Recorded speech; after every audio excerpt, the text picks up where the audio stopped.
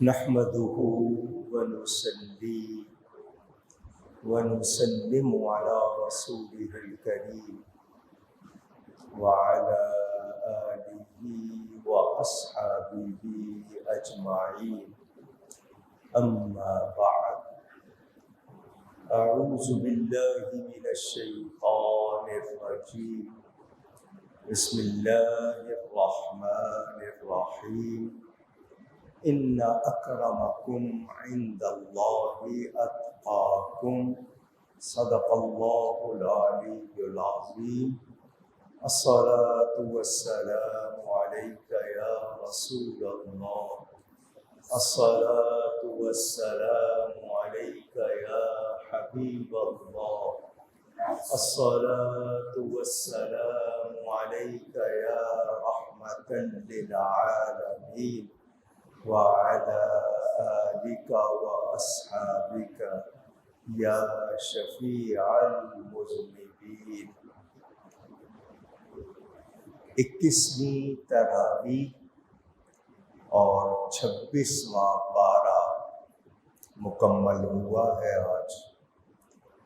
और आज एतिकाफ भी शुरू हो गया है। आखिरी अशरे का लैलतुल वित्रिया, जिसको ताक रात कहते हैं, पहली मुमकिना शबे कद्र, वो भी है।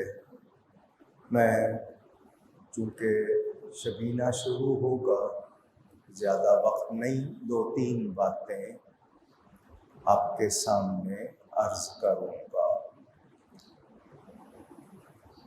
कुरान करीम ने इंसान को दुनिया में कैसे रहना है, क्या मानना है, क्या करना है, क्या नहीं करना, सब कुछ बताया है।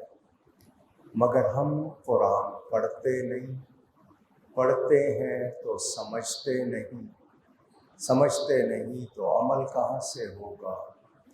माँ बाप, वालिदैन, सगे माँ बाप, उनके बारे में कुरान में बार बार ताकीद की गई है। ववस्सैनल इंसान बिवालिदैहि इहसाना।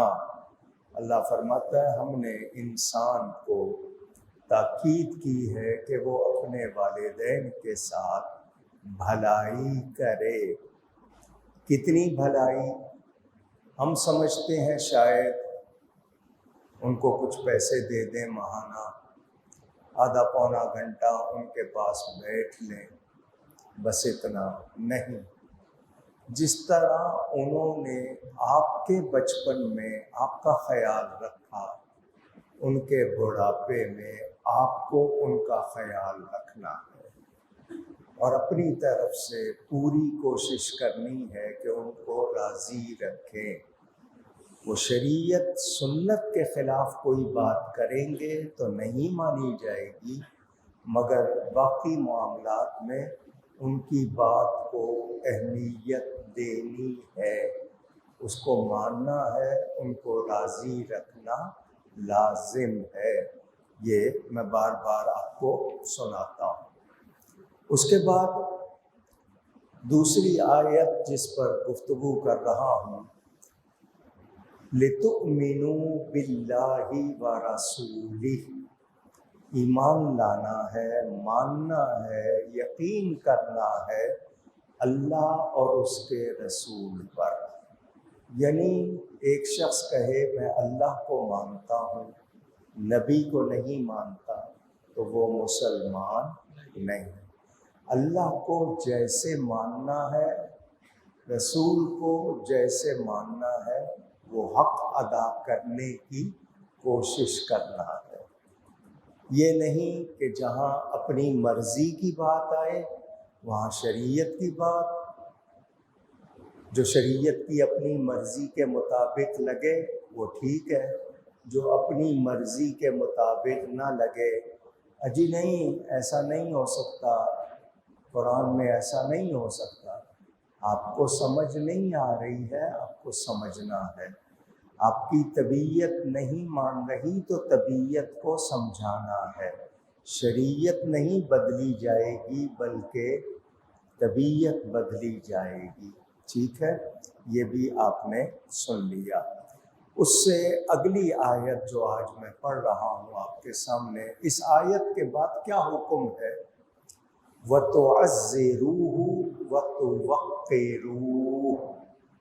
ایمان لانے کے بعد سب سے پہلا کام نبی کی تعظیم اور توقیر کرنی ہے۔ نماز، روزہ، زکوٰۃ، حج، نیکیاں سب درجہ رکھتی ہیں۔ نبی کی تعظیم نہیں ہوگی تو نماز نہیں ہوگی، روزہ نہیں ہوگا۔ تو نبی کی تعظیم سارے فرضوں کی جان ہے، اس کا خیال رکھنا ہے۔ کوئی بات اشارتاً کنایتاً وہ بھی اگر مناسب نہیں ہے ان کے بارے میں، وہ بھی کرنی نہیں ہے، سننی نہیں ہے۔ یہ لازمی ہے۔ نبی کی تعظیم و توقیر اس حوالے سے کوئی رعایت اونچی کہہ دیجئے نہیں۔ اللہ فرماتا ہے یا ایھا الناس۔ قرآن میں دو طرح کی آیتیں ہیں، ایک میں یا ایھا الناس فرمایا، ایک میں یا ایھا الذین آمنوا فرمایا۔ ایھا الناس کا مطلب تمام انسان۔ فرمایا انا خلقناکم، ہم نے تمہیں پیدا کیا، بنایا، من ذکر و انثی، ایک مرد اور ایک عورت سے، وجعلناکم شعوبا وقبائل لتعارفوا، اور تمہیں بانٹ دیا، بنا دیے خاندان، قبیلے۔ دو افراد میاں بیوی سے مل کر ایک گھر شروع ہوا، پھر رشتہ دار ملا کر ایک خاندان بنا، پھر خاندان ملا کر قبیلہ بنتا ہے۔ فرمایا یہ تمہاری پہچان کے لیے ہے۔ یہ لفظ آپ سے بھی سننا چاہتا ہوں، تمہاری۔ یہ جو کوئی کہے میں سندھی ہوں، میں ہندی ہوں، میں پنجابی ہوں، بلوچی ہوں، پٹھان ہوں، یا شیخ ہوں، چودھری ہوں، جٹ ہوں، گجر ہوں، یہ جتنے بھی ہیں یہ تعارف پہچان کے لیے ہیں، تعریف کے لیے نہیں۔ کسی کا پنجابی یا سندھی ہونا اس کی تعریف نہیں ہے، اس کا تعارف ہے، پہچان ہے۔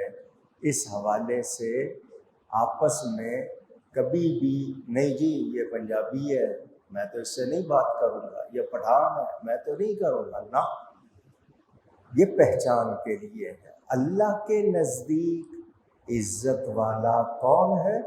ان اکرمکم عند اللہ اتقاکم، اللہ کے نزدیک وہ عزت والا ہے جو اتقا، اللہ سے زیادہ ڈرنے والا ہے، زیادہ نیک ہے، وہ اللہ کے نزدیک زیادہ عزت والا ہے۔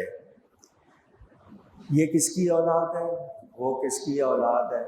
آپ لوگ اپنے خاندان کا نام لیتے ہو، ہم سب حضرت آدم کی اولاد ہیں یا نہیں؟ اونچی، سارے ہی نبی کی اولاد ہے۔ دیکھا جائے تو ہم سب نبی کی اولاد ہیں، مگر ہمارے اندر یہ جو خاندان قبیلے ہیں یہ منع نہیں ہے۔ کوئی اپنے آپ کو لکھے کہ جی میں مہاجر ہوں، میں پٹھان ہوں، خان ہوں، لکھنا منع نہیں، بولنا منع نہیں، مگر یہ فضیلت کی باتیں نہیں ہیں، یہ مختلف ہیں۔ کیا ہیں؟ کیا ہیں؟ مختلف ہیں۔ ایک ہوتا ہے مختلف ہونا، ایک ہوتا ہے مخالف ہونا۔ تو یاد رکھیں، کوئی ترکھان ہے، کوئی انجینئر ہے، سول انجینئر ہے، الیکٹرک انجینئر ہے، یہ شعبے ہیں کام کے، مگر انسان کی عزت کس چیز سے ہے؟ ایمان اور تقوی۔ اگر عزت والے ہونا چاہتے ہو تو ایمان میں درست ہوو، عمل میں درست ہوو، ورنہ تمہاری کوئی حیثیت نہیں ہے۔ اچھا، ایمان بھی دل میں ہوتا ہے، کفر بھی دل میں ہوتا ہے، نفاق بھی دل میں۔ آپ کے تمام اعمال اسی کا اظہار ہوتے ہیں۔ تو یاد رہے، دل میں ایمان نقش ہونا چاہیے۔ دل اتنا مضبوط ہو، آندیاں چلیں، طوفان چلیں، آپ کا صحیح عقیدہ ہلنے نہ پائے، لچک نہ ہو۔ حضور صلی اللہ علیہ وسلم آخری نبی ہیں، یہ عقیدہ ہے۔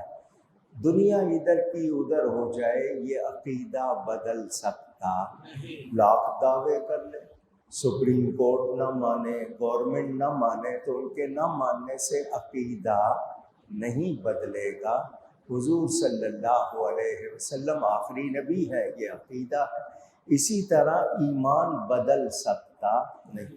گورنمنٹ مل کر فجر کا وقت بدلنا چاہے کہ صبح صادق کے بعد نہیں، دوپہر میں پڑھی جائے تو کیا مان لو گے؟ اونچی؟ تو میں نے آپ کو مثال دے کر بتایا، ایمان کے معاملے میں کوئی رعایت نہیں ہوتی، اور جو ایمان لا کر پھر جائے، مسلمان ہو گیا پھر جائے گا، کسی ضروری ایمانی بات کا انکار کر دے گا، اس کو مرتد کہتے ہیں۔ کیا کہتے ہیں؟ اور دنیا میں ہر باغی کی سزا موت ہے۔ کیا ہے؟ دنیا کے ہر قانون میں غدار کی، باغی کی سزا موت ہوتی ہے۔ تو جو مسلمان ہو کر پھر جائے گا، اسلامی حکومت اس کو سزا دے گی۔ اللہ فرماتا ہے وَنَحْنُ أَقْرَبُ إِلَيْهِ مِنْ حَبْلِ الْوَرِيدِ۔ اللہ فرماتا ہے یہ جو شاہ رگ ہے، یہ انسان کے کتنے قریب ہے؟ اللہ فرماتا ہے اللہ اس سے بھی زیادہ قریب ہے، اس سے بھی زیادہ قریب ہے۔ تو ہم اگر اللہ کو نہیں دیکھ رہے تو اللہ ہم کو یہ اسی سورہ قاف کی ایک آیت ہے، فَكَشَفْنَا عَنْكَ غِطَاءَكَ فَبَصَرُكَ الْيَوْمَ حَدِيدٌ۔ یہ آیت نمبر 22۔ یہ اتنے الفاظ یاد کر لیں، اپنی انگلیوں پہ پڑھ کے ان کو پھونکیں اور آنکھوں پہ پھیریں ہر نماز کے بعد، تو آنکھوں کی کوئی بیماری نہیں ہوتی۔ حضور صلی اللہ علیہ وسلم کا نام لکھیں آنکھوں کی پتلیوں پر تو نظر کمزور نہیں ہوتی، جتنی ہے اس سے اور کمزور نہیں ہوگی، یہ بھی ہمیں بتا دیا گیا۔ اس حوالے سے میں واقعہ سناتا ہوں، ٹائم بہت تھوڑا ہے، وہ آپ کی فرمائش بھی ہوتی ہے تو میں مختصراً سنا دیتا ہوں۔ مولانا روم رحمۃ اللہ علیہ کا طریقہ ہے، وہ کہانی بتا کر بات سمجھاتے ہیں، اور کہانی ایسی چیز ہے 8 سال کا بچہ ہو یا 80 سال کا، بڑے شوق سے سنتا ہے، دھیان سے۔ کہیں روک دو تو کہتا ہے آگے کیا ہوا؟ تو کہانی دلچسپی والی ہوتی ہے۔ مولانا کا مقصد کہانی نہیں ہوتا، اس کا نتیجہ ہوتا ہے کہ اس سے کیا حاصل ہوا۔ وہ فرماتے ہیں ایک شخص تھا چور۔ چور جانتے ہیں آپ کی محفوظ رکھی ہوئی چیز کو کوئی چورا لے، اٹھا لے، اس کو کیا کہتے ہیں؟ چور۔ اسلام میں اس کی سزا ہے کہ اس کے ہاتھ کاٹ دو۔ ایک مرتبہ ہاتھ کاٹ کے ساری دنیا کو دکھائیں گے تو دوسروں کو پھر چوری کرنے کی ہمت نہیں۔ لیکن ہمارے ہاں تو چور صدر بنا دیے جاتے ہیں، پالے جاتے ہیں، تو پھر جب جرم کی سزا نہ دی جائے وہ پورے معاشرے پر جرم تقسیم ہو جاتا ہے، یعنی وہ پھیل جاتا ہے۔ تو چور تھا اس زمانے میں، وہ صحرا میں لوگ سفر کرتے تھے، مسافروں کو لوٹتا تھا، طریقے سیکھے ہوئے تھے اس نے بھی اپنے۔ ایک دن ایک اللہ والے بزرگ تھے، نیک تھے، اسلامی لباس تھا، وضاحت شرعی تھی، وہ جا رہے تھے تو اس نے دیکھا یہ آدمی اکیلا ہے، اس کے پاس کوئی سامان نہیں ہے، تو اس کے پاس کیا ہوگا؟ بہرحال وہ آیا اپنی عادت کے مطابق، السلام علیکم، جی وعلیکم السلام، کہاں جا رہے ہیں؟ سفر کر رہے ہیں۔ کہاں جا رہے ہیں؟ نام لے دیا انہوں نے، جیسے کہہ دو عراق جا رہا۔ اچھا، ایسے ہی جا رہے ہیں؟ کیونکہ بعض لوگوں کو عادت ہوتی ہے کوریدنے کی، خام خواہ پوچھتے ہیں، سوال زیادہ نہیں کرنے چاہیے، کوئی بات کرے تو ٹھیک ہے، ورنہ خام خواہ آپ دوسرے کے معاملے میں دخل دے رہے۔ تو میں تجارت کے لیے جا رہا ہوں، آپ کے پاس تو کوئی سامان نہیں ہے، اب کیسی تجارت؟ انہوں نے کہا میں جس چیز کی تجارت کرتا ہوں وہ سامان میرے پاس ہے۔ اچھا، کس چیز کی تجارت کرتے ہیں آپ؟ انہوں نے کہا میں ہیرے، ڈائمنڈ، موتیوں کی تجارت کرتا ہوں۔ اچھا، تو آپ کے پاس ہیرے ہیں؟ بالکل ہیں۔ کہنے لگا میں نے زندگی میں کبھی ہیرے دیکھے نہیں، مجھے دکھائیں گے؟ انہوں نے اپنے جبے کی کوٹ کی جیب میں ہاتھ ڈال کے تھیلی نکالی، ہیرے دکھائے، چمکتے ہوئے ہیرے دیکھ کر آدمی کا جو حال ہوگا وہ آپ سمجھ سکتے ہیں۔ تو اس کو اندازہ ہوا میں تو چھوٹی موٹی چوریاں کرتا تھا، یہ تھیلی میرے ہاتھ لگ جائے تو ساری زندگی مجھے چوری نہیں کرنی پڑے گی، یہ تو کروڑوں کے ہیں۔ وہ کہنے لگا کہ جی میں بھی عراق ہی جا رہا ہوں۔ اس نے جانا نہیں تھا، ہیرے دیکھ کے کہنے لگا میں بھی عراق جا رہا ہوں، اور آپ کے پاس قیمتی چیز ہے، جنگل کا سفر ہے، 1 اور 1 11 ہوتے ہیں، تو میں آپ کے ساتھ رہوں گا، حفاظت بھی ہوگی اور احتیاط بھی ہوگی۔ ان بزرگوں نے کہا تمہارا مزاج اور ہے، میرا مزاج اور ہے، جب مزاج نہیں ملتے تو ہم ساتھی ہو سکتے نہیں، تم اپنا کام کرو، میں نہیں جی، چکنی چپڑی باتیں۔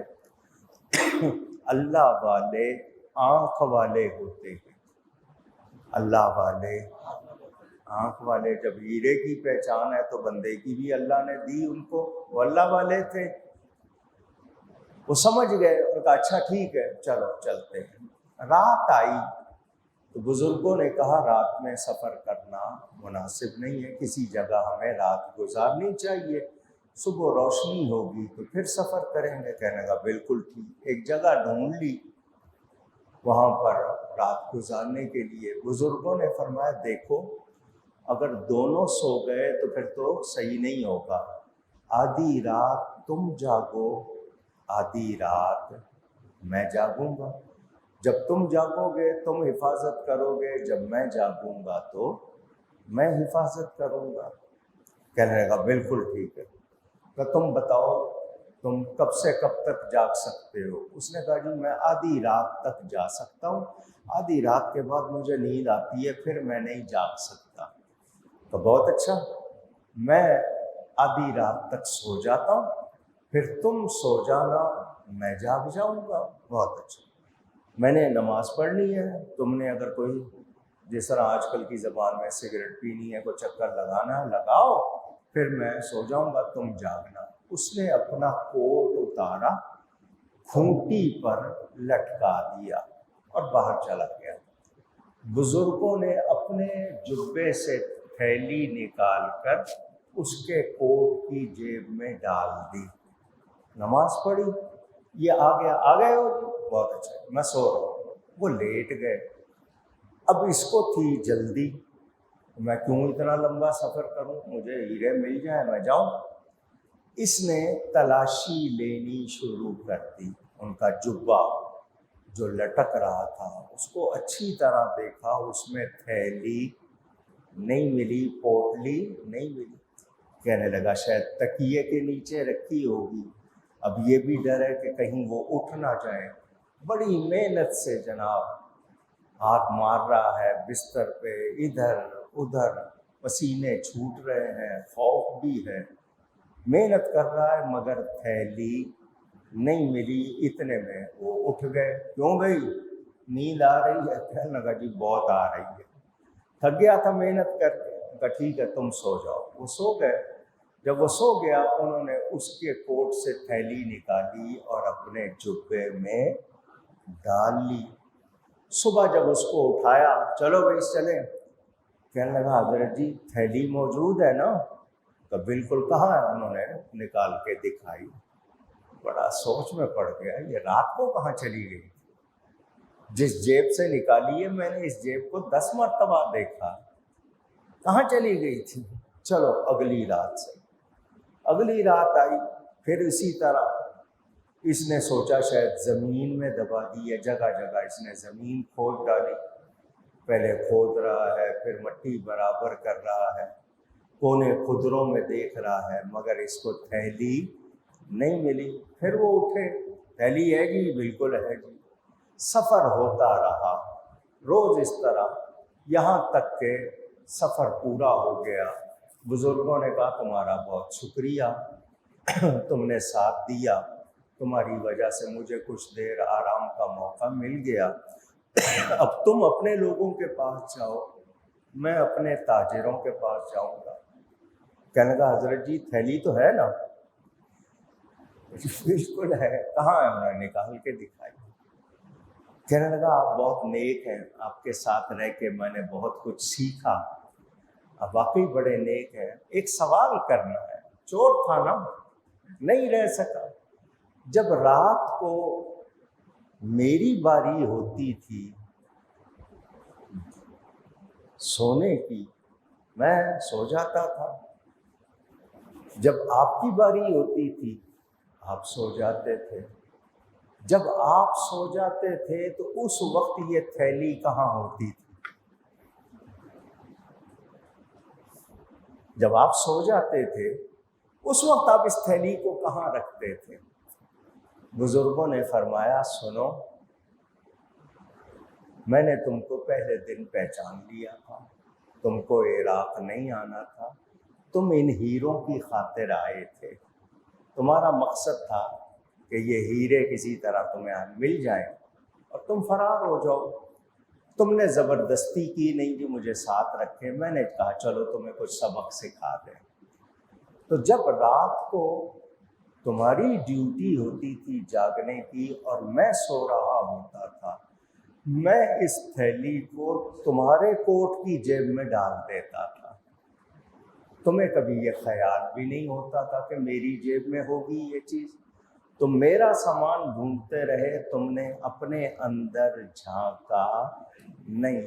جملہ انہوں نے کہا یہ تھیلی تم سے قریب ہوتی تھی، تم اس سے دور ہوتے تھے، یہ تھیلی تم سے قریب ہوتی تھی مگر تم اس سے دور ہوتے تھے، اپنا سامان جھانک لیتے، اپنے اندر جھانک لیتے، مگر ادھر ادھر جھانکتے رہتے۔ مولانا یہ کہانی بیان کر کے فرماتے ہیں، اللہ فرماتا ہے میں ساتوں آسمانوں میں نہیں سما سکتا، ساتوں زمینوں میں نہیں سما سکتا، سمانا چاہوں تو بندے کے دل میں سما جاؤں۔